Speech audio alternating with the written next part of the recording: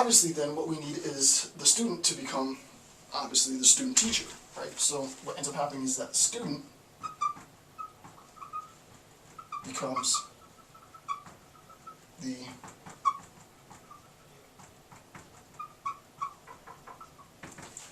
becomes the student teacher. So we have the student, right? And the student is receiving information as a student, right? Student is receiving information from a teacher. That information is being deposited. But the student thinks about that information and transforms this information into something new. Transforms this information, K, into something new. Now the student has the opportunity to teach. Now the student has the opportunity to teach. So that the student, and then obviously this information is internalized, right? Now the student has an opportunity to teach, so now the student becomes the student teacher, right? So in the problem posing model, we eliminate teacher-student by recognizing that both participants in the pedagogical experience and the experience of education have dual roles as both instructor and instructed. And these roles aren't static. There isn't a moment in which I am only teaching and not learning, or I'm only learning and not teaching. I'm simultaneously learning and teaching in the discourse. Participation in this act is always cognitive, right? And I'll talk a little bit more about that briefly, right? Participation is always cognitive, meaning, specifically, when we're talking about cognitive, that it is simultaneously a recognition of accessible consciousness and internal consciousness. It is not merely the imposition of accessible consciousness on the internal constructs of the agent's mind, right? It's both. It's a recognition of both. Next point, knowledge is only useful insofar as it is shared. Knowledge is never possessed, right? This act of sort of stockpiling information, knowledge, to say that I have it, is of no good. Technically speaking, there really is no way of substantiating it as knowledge until we recognize that this information can be shared. Right? The whole process, the whole point of education proper is the transformation, right, rather than the transferal, the transformation of knowledge, right? So that I gain a little bit of knowledge here, I gain a little bit of knowledge here, I gain a little bit of knowledge here, and I synthesize it, right? This specifically, sort of and this is not for here, but it's important that you recognize it. This specifically sort of comes from Hegel, and I'm not going to get into it too much, right? But this is basically how it's done, right? You have an original thesis, right? So you have a thesis. Somebody poses point, point A. Then you have an antithesis, right? Right? You have an antithesis, right? Something that's antithetical, and somebody poses point not A. Right? So you have a thesis, somebody says point A.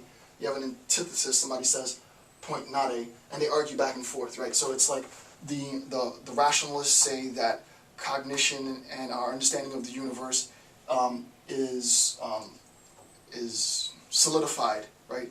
Is grounded by reason. The empiricists say that's completely false, right? Knowledge is solidified, is grounded in empirical verification, and then you have somebody like Kant who comes by and just gives a whole new point, right? And that point is a little bit of this, a little bit of that, but it's a combination, right? This whole thesis, antithesis, and this would be the synthesis, right? Thesis, original point, antithesis, counterpoint, synthesis, sort of both points combined with a theory to explain the combination of both points is education, right? This is the problem posing position, right? Person, student makes point, teacher makes counterpoint, student goes back, reformulates that information, presents new information, and that information is obviously transformed into something new. This thesis then becomes this synthesis becomes the new thesis, and an antithesis is created to this synthesis, and so on and so on, and it just keeps on unfolding, right? So this relationship between thesis, antithesis, and synthesis is the foundation of education proper, right? And this is what Freire, though he doesn't directly reference Hegel, is speaking towards, right? This relationship between thesis, synthesis, and antithesis. Okay, last point on that section. In the problem-posing educational model, objects become instruments, right? Objects become instruments of shared reflection. So when we're talking about an object, for example, and we're talking about the problem-posing model, it's not the case, like in the banking concept, especially if it would actually be like some form of knowledge, right? That the instructor accesses that knowledge and then preserves that knowledge for him or herself, right? I have that knowledge. It's not that at all. What ends up happening is that both parties observe this phenomenon, K, knowledge, whatever that it might be, and immediately, instead of trying to possess this knowledge, which we recognize it can't be possessed, both participants immediately enter into dialogical exchange, right? They immediately go through what's known as praxis, and I talked about praxis in previous videos, right? Praxis is the combination of reflection, critical dialogue, and action. Reflection, critical dialogue, and action is praxis. So what ends up happening is we look at this information, this new knowledge, and we reflect. Both parties reflect. The teacher-student and the student-teacher reflect on this knowledge. After they reflect on this knowledge, they engage in critical dialogue, right?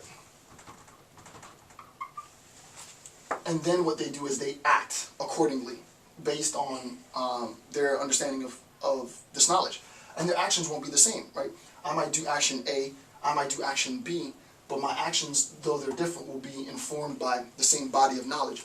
What ends up happening, instead of there being an institution of indoctrination, which says the only proper way of interpreting K is this particular format, both parties have their own interpretations of this knowledge.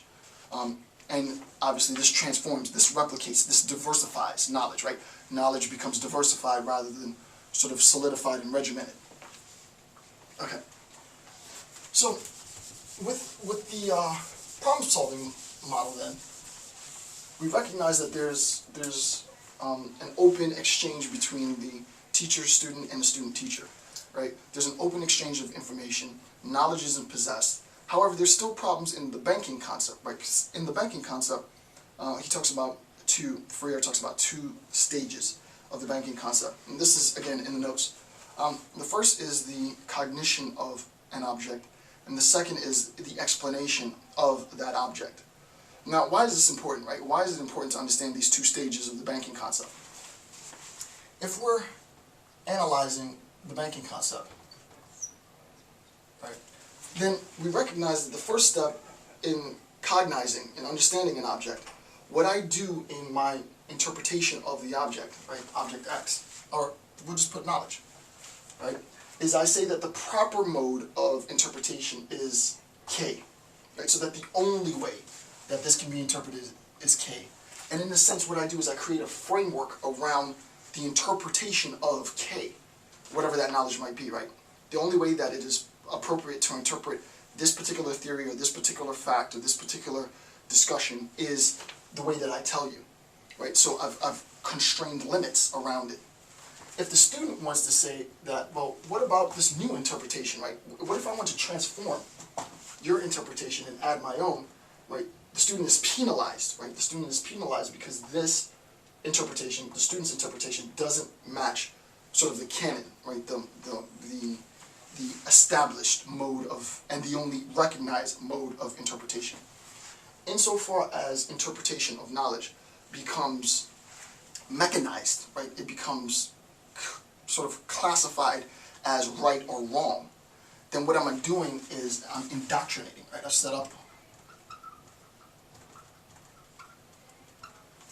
I've indoctrinated, right? I've set up a system of indoctrination wherein I say that this interpretation is wrong and only this interpretation will be accepted. And what ends up happening is students wanting to excel conform their interpretation, right? They supplant their interpretation K prime to the interpretation K, and you know, the system propagates this K. Everybody's saying the same thing. Everybody's thinking the same thing. Everybody's doing the same type of research. A whole bunch of yes men, right, doing the same crap. No one's doing anything original. No one's doing anything different. No one's thinking outside of the box, right? That's the problem in this model. So the first step is the cognition of an object, and the second step is the explanation of the object, but the explanation is an explanation that reinforces indoctrination, right? So there's two stages. First is, as I said, the cognition of the object. The next is the explanation, but the explanation is always in form of indoctrination, and that's baked in the student psyche, if you will. Okay.